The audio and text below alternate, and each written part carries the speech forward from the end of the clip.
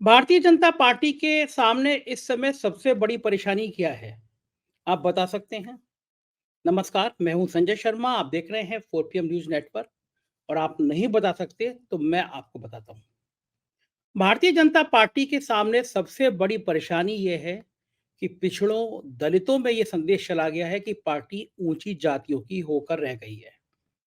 ये पार्टी हमारा सम्मान नहीं रखती और ये सब राजनीतिक बातें तो होती रहती हैं, लेकिन उत्तर प्रदेश के एक एनकाउंटर से ये सवाल खड़ा हो गया कि क्या उत्तर प्रदेश में पिछड़ों, दलितों और मुसलमानों का ही एनकाउंटर हो रहा है? जो ऊंची जाति और खास तौर से सजातीय जाति मानी जाती है, ठाकुर बिरादरी, उसके अपराधियों को क्यों छोड़ दिया जाता है? ये सारा विवाद तब शुरू हुआ जब सुल्तानपुर में मंगेश यादव नाम के एक व्यक्ति का एनकाउंटर हो गया। अपराधी था, उस पे 6-7 मुकदमे थे। सुल्तानपुर में पिछले दिनों डकैती पड़ी थी एक सर्राफ की दुकान पर। 6-7 बदमाश घुसे थे, नकाबपोश थे। उन्होंने रिवॉल्वर निकाले, तमंचे निकाले और लूट के भाग गए। इसके कुछ दिनों बाद मंगेश यादव का एनकाउंटर हो जाता है और फिर समाजवादी पार्टी के मुखिया अखिलेश यादव सवाल उठाते हैं कि इसमें मंगेश यादव पे तो 6-7 मुकदमे थे, लेकिन इस लूट का जो मुख्य सूत्रधार था, जिस पे 34 मुकदमे थे, विपिन सिंह, उसको सम्मानपूर्वक अदालत में सरेंडर करने का मौका दिया जाता है। एक फोटो भी वायरल हुआ जिसमें बिना हथकड़ी के 2 सिपाही इसको ले जा रहे हैं। सवाल उठाया कि बाकी जो अपराधी थे उनके टांग में हल्की सी गोली मारी गई और लेकिन मंगेश यादव का एनकाउंटर कर दिया गया क्योंकि वो पिछड़ी जाति से, यादव जाति से आता है।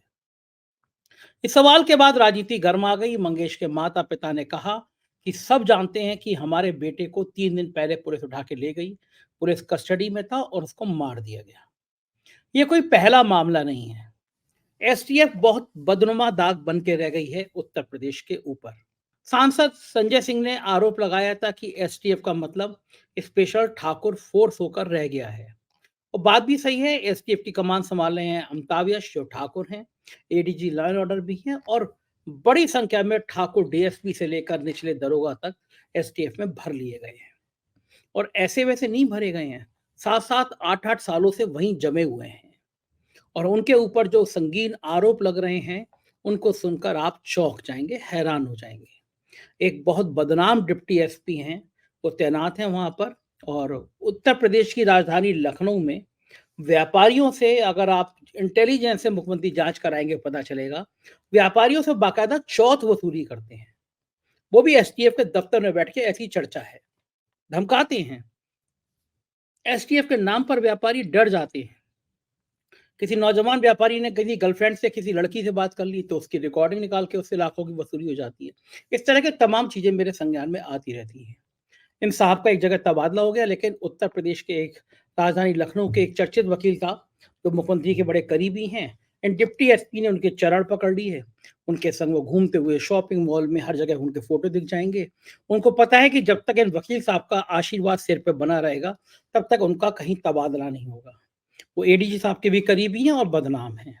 इस बीच में जब एनकाउंटर हुआ तो एनकाउंटर की फोटो, एनकाउंटर करने वाले डिप्टी एसपी डी के शाही की एक फोटो ने और हंगामा खड़ा कर दिया। जब एनकाउंटर होता है, आप अपराधी का पीछा कर रहे होते हैं, पता है कि आपको अपराधी को पकड़ने जाना है, तो फोर्स के लोग तो खास तौर से स्पोर्ट्स शूज पहन के जाते हैं, जूते पहन के जाते हैं जिससे भागने में आसानी हो जाए। लेकिन ये जो एनकाउंटर का फोटो आप देख रहे हैं, इस फोटो में डी के शाही खड़े हुए हैं, डिप्टी एसपी, और वो बाथरूम स्लीपर या जिसको आम भाषा में हवाई चप्पल कहा जाता है, उस तरह की चप्पल पहने हुए हैं। अब आप खुद अपने दिमाग से अंदाजा लगाइए, आप किसी अपराधी का पीछा हवाई चप्पल पहन के करेंगे। और ऐसा नहीं है कि आप हवाई चप्पल पहनकर घर पर बैठे हुए थे, अचानक सूचना आई और आप हवाई चप्पल में ही दौड़ पड़े। आप बाकायदा ऑफिस में एक अपराधी का पीछा करने गए थे, लेकिन आपकी वेशभूषा बता रही है कि जैसा ये चलन होता है कि अपराधी जब आपकी कस्टडी में होता है कि डालो गाड़ी में ठोक के आना है, तो आप जिस वेशभूषा में होते हैं वो उस वेशभूषा में चल चल देते हैं।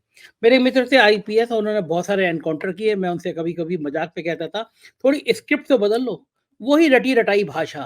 अपराधी भाग रहा था, हमें मुखबिर से सूचना मिली कि अपराध करने वाला है, हमको देख के भागा, उसने गोली चलाई, हमारी गोली जवाबी में वो मारा गया। वही एक रिवॉल्वर तमंचे की बरामदगी, वही 315 बोर कारतूस। एक कुछ लोग हमारे हमले में घायल हो गए।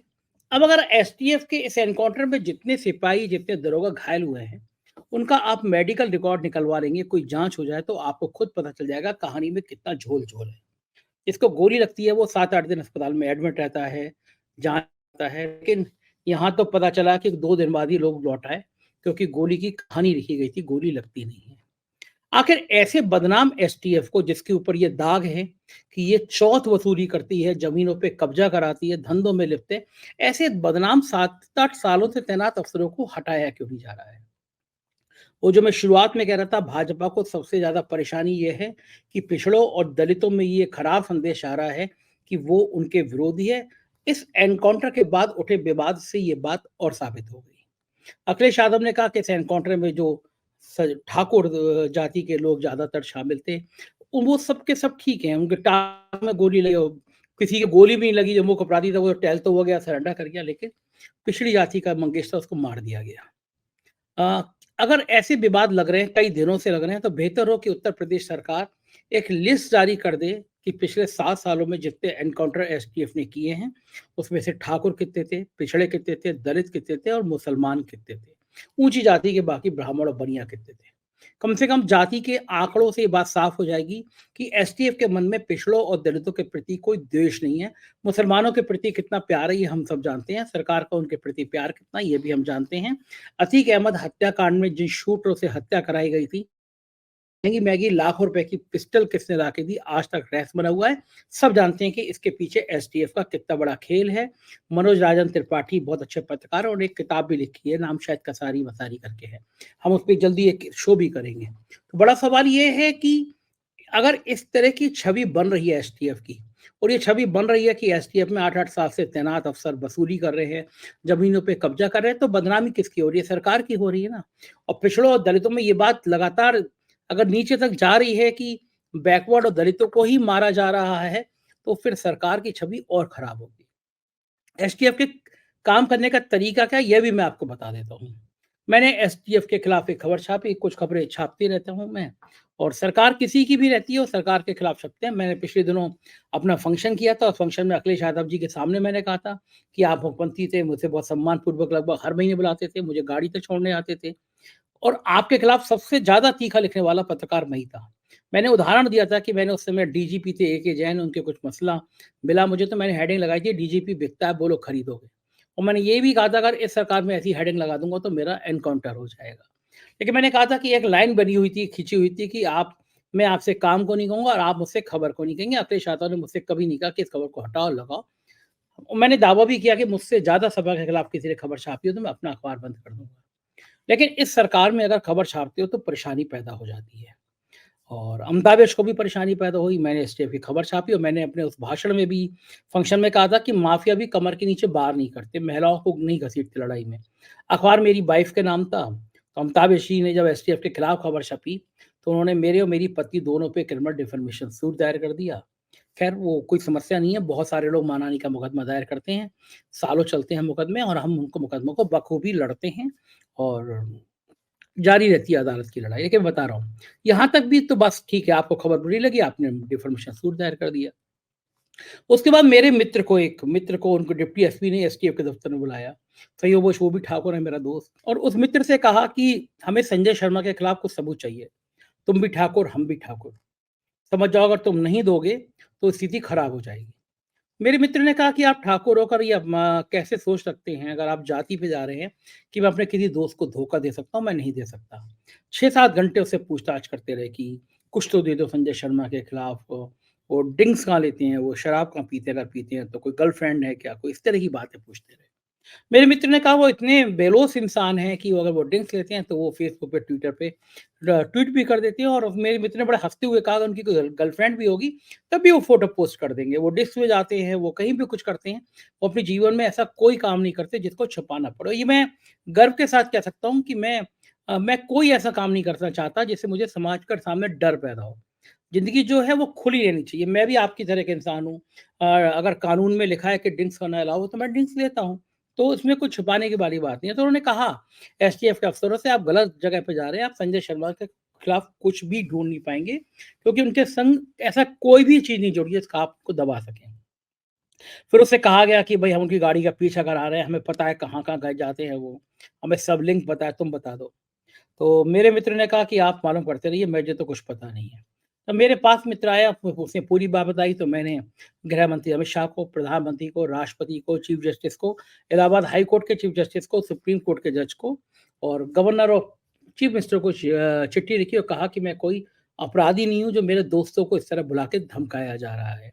तो मैं एक उदाहरण बता रहा हूँ। एसटीएफ के लोग इस तरह धमकाते हैं, गाड़ी का पीछा करेंगे। और ये डीके शाही साहब जो हवाई चप्पल के नाम से मशहूर हो गए हैं, एक दिन मेरी सोसाइटी के गेट पे 2-3 लोगों के संग घूम रहे थे और मेरे बारे में कुछ शायद पड़ताल कर रहे थे। मेरी सोसाइटी में रहने वाले एक एक्स एमएलए ने उनको देखा और कहा, शाही जी, यहाँ क्या कर रहे हैं आप? तो थोड़े सक पकाए। उन्होंने कहा, गलत कर रहे हैं आप, अगर संजय शर्मा के लिए यहाँ पे सब कुछ मालूम कर रहे हैं तो ठीक नहीं है ये। मैं हँस रहा था कि मैं कहा, एसटीएफ मेरे को ऐसे ट्रेस कर दी जैसे मेरा ही एनकाउंटर कर देगी। तो उत्तर प्रदेश में एसटीएफ को समस्या है कि उनके खिलाफ बोलने वाला अगर कोई सबसे तीखा बोलने वाला है तो वो मैं लखनऊ में रह के वो मैं हूँ। तो उनको परेशानी रहती है। कह रहे थे एनकाउंटर पे पूरे देश में बहुत फजीयत हुई है और कुछ बहुत बहादुर पत्रकारों ने ट्वीट भी किए हैं, लेकिन उससे पहले भारतीय जनता पार्टी के पूर्व सांसद ब्रजभूषण सिंह ने एक सनसनीखेज आरोप लगाया। उन्होंने कहा कि एसटीएफ में जो ये एनकाउंटर हो रहे हैं, ये प्रमोशन के लिए या पैसे के लिए हो रहे हैं। अब ये मैं नहीं कह रहा, भारतीय जनता पार्टी के जो सांसद हैं, आप उनका ट्विटर पे, अभिषेक उपाध्याय के ट्विटर पे आप देख भी रहे हैं। उन्होंने लिखा है कि यूपी में प्रमोशन और पैसे के लिए हो रहे हैं एनकाउंटर। अब आप सोचिए कि इस तरह का इस तरह का जो काम होगा, उसके प्रति लोग क्या सुनेंगे? और उन्होंने, अभिषेक उपाध्याय ने कोई बहुत अच्छे-अच्छे ट्वीट किए हैं। इसी एनकाउंटर के संबंध में ट्वीट किए, मैं कुछ आपको पढ़ के सुना देता हूँ, आप भी होंगे। उन्होंने कहा है कि मैं हैरान हूँ, कल से इतने फ़ोन आ रहे हैं और सबके पास एक ही जानकारी, पूरे लखनऊ में खुलेआम प्रॉपर्टी कब्जे का धंधा। सोचता हूँ किसको नहीं पता ये सच, और आप हैं कि न्याय की राज बात करते हैं। बिल्कुल ठीक है, एसटीएफ के अफसरों की अगर जन्मपत्री निकाली जाएँगे, तो पता चल जाएगा कि एसटीएफ के ये बहादुर अफसर किस तरह ज़मीनों के धंधे में व्यस्त हैं। एक महिला ज्योतिषी है, वो मेरे पास आई। उन्होंने बताया कि इन डीके शाही ने उनकी ज़मीन पे कब्ज़ा किया है। उसने लखनऊ विकास प्राधिकरण के वीसी को, पुलिस कमिश्नर को शिकायती पत्र भी दिया। लेकिन साहब ठाकुर हैं और उनकी पत्नी, अब तो डीके शाही की पत्नी महिला आयोग की सदस्य भी बन गई हैं, बीजेपी की नेता रही हैं। तो इनका कोई क्या बिगाड़ लेगा? किसके ज़मीन पे कब्ज़ा नहीं करें, ये मेहरबानी मानिए। कल को मेरा मकान और आपका मकान भी कब्ज़ा लेंगे तो हम क्या कर सकेंगे? तो अभिषेक ने पत्र लिखा है कि सोचता हूँ किसको नहीं पता ये सच, और आप हैं कि न्याय के राज की बात करते हैं। जन कवि धूमिल ने दौर के बारे में ठीक लिखा है, हिजड़ों ने भाषण दिए लिंग बोध पर, वेश्याओं ने कविताएं पढ़ी आत्मशोध पर, प्रेम में असफल छात्राएं अध्यापका बन गईं और रिटायर्ड बूढ़े सर्वोदयी। उनका कहना ये है कि इस तरह की चीज़ों के बाद में आदमी को सबको पता है चल क्या रहा है, कोई बोल नहीं रहा। अभिषेक उपाध्याय ने डीके शाही के बारे में लिखा है कि डीके शाही का जलवा है। मंगेश यादव का एनकाउंटर करने वाले एसटीएफ के डिप्टी एसपी डीके शाही के बारे में सुनिए। उनके परिवार के नाम पर 2 ट्रस्ट हैं। समझ में आया आपको? एसटीएफ के अफसर, बीवी भाजपा की नेता, महिला आयोग की सदस्य, अब उन्होंने ट्रस्ट भी बना रखे हैं। उनपे परिवार के नाम के 2 ट्रस्ट हैं। पहला trust Maharana Pratap volleyball trust और महाराणा प्रताप चैरिटेबल ट्रस्ट, खरगापुर, लखनऊ।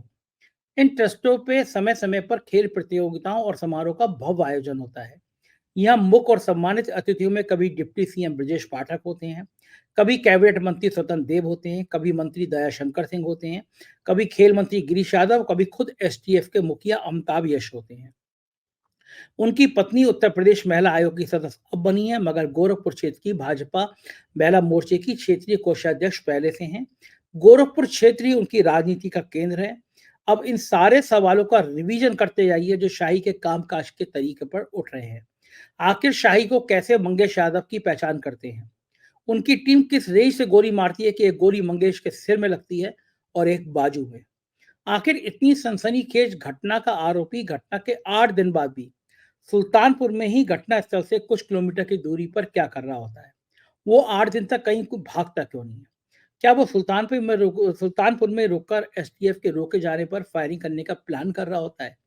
आखिर पोस्टमार्टम रिपोर्ट में ऐसा क्या है कि जो रिपोर्ट तमाम कोशिशों के बावजूद देखने को नहीं मिल रही है? पोस्टमार्टम रिपोर्ट कब और किस हालत में सामने आएगी? आखिर शाही कैसे हवाई चप्पल में एक आरोपी का एनकाउंटर कर देते हैं? आखिर शाही विवादों में घिरे एक एनकाउंटर को लेकर उसी जिले में आयोजित सम्मान समारोह में कैसे शिरकत करते हैं? आखिर शाही किसके आदेश पर एक निजी समारोह में एक विवादों में घिरे एनकाउंटर को लेकर सार्वजनिक बयानबाजी करते हैं? आखिर शाही कैसे जाति पाति के मुद्दे पर राजनीतिक सरीखी बयानबाजी करते हैं? आखिर शाही कैसे एक नेता की तरह बयान देते हुए बाकायदा अपराधियों को चेतावनी जारी करते हैं और कहते हैं वो अपराध छोड़ दें। वो ये भी कहते हैं कि जो जिस तरह का अपराधी है उसे उस तरह की सजा दिलवाई जा रही है। मतलब पिछड़ा है तो उसको गोली मार दी जा रही है, ठाकुर है तो आराम से सरेंडर कर दिया जा रहा है। भाव तो यही होगा। आखिर यूपी में अधिकारी पर बिना इजाजत मीडिया से बात न करने के लागू जियो की उनके मामले में अचानक से बाईपास सर्जरी कैसे हो जाती है? उन्हें एक निजी समारोह में यह बयानबाजी की इजाजत किसने दी? आखिर अभी तक अमिताभ यश ने डी के शाही पर कोई एक्शन क्यों नहीं लिया? इन सवालों को पढ़िए, इन तस्वीरों पर गौर कीजिए और मेरे साथ मिर्जा गालिब का शेर पढ़िए।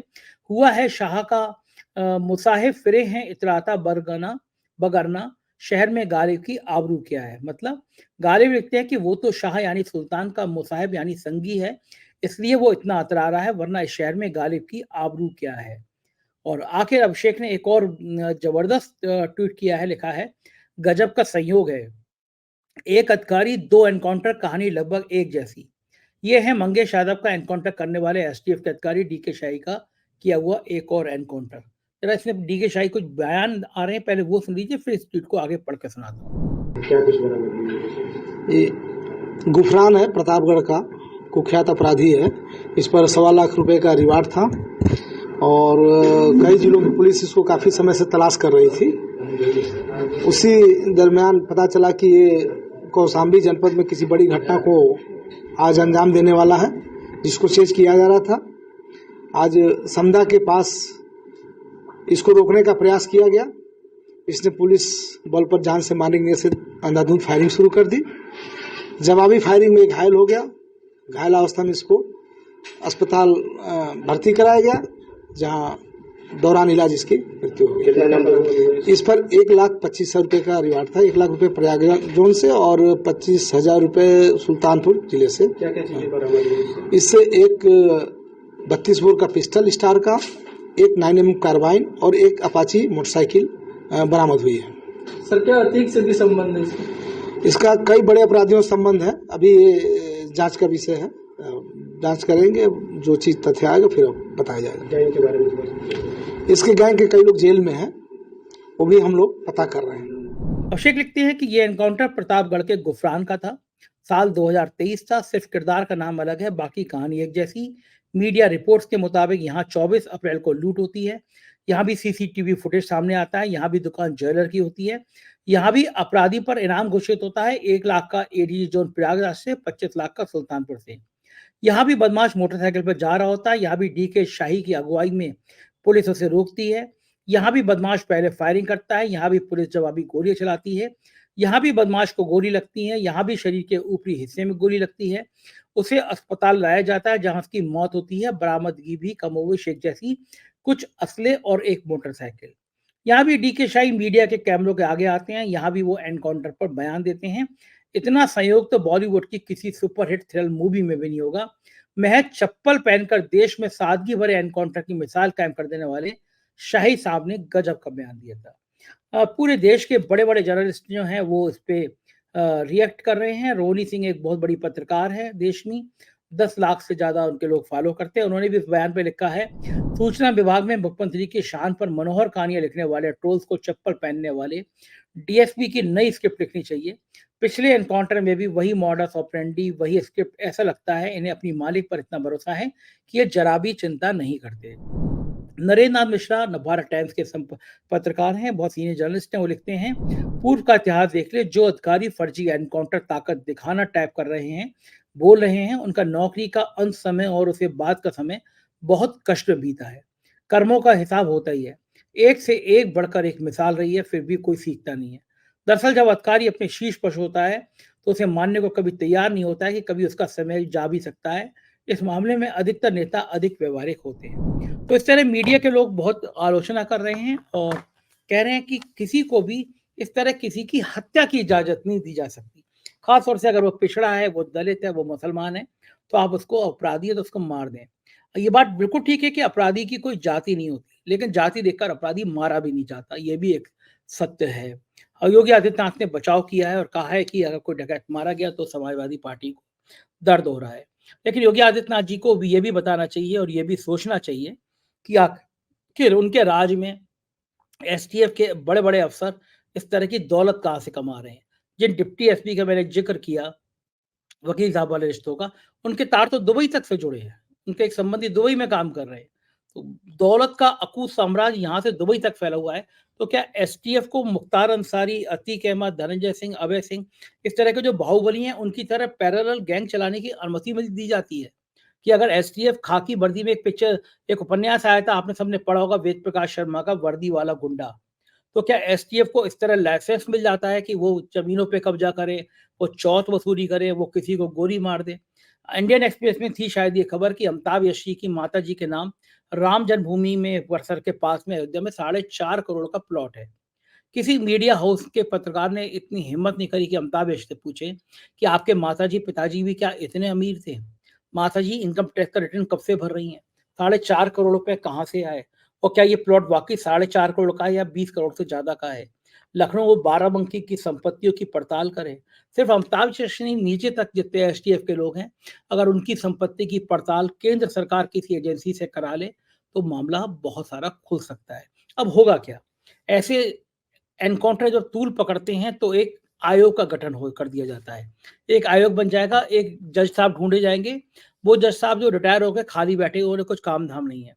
उनसे कहा जाएगा कि आप आयोग के अध्यक्ष बन जाइए, बस आयोग की रिपोर्ट हमारे मन मुताबिक आनी चाहिए। 6 महीने का टाइम दिया जाएगा, 2 साल तक जज साहब रिपोर्ट नहीं करेंगे, उनको तनख्वाह मिलती रहेगी, उनको पैसे मिलते रहेंगे। और आप आरटीआई में पूछ लीजिएगा, इस तरह के जितने आयोग बने हैं, उन्होंने सरकार के पक्ष में ही रिपोर्ट दी है। विकास दुबे का घटना आपको याद होगी। पैर से लंगड़ा था, हाथों में हथकड़ी पहनी हुई थी, लेकिन कहा गया पिस्टल छीन के भाग रहा था और हमने गाड़ी पलटी और वो मार दिया गया क्योंकि वो फायरिंग कर रहा था।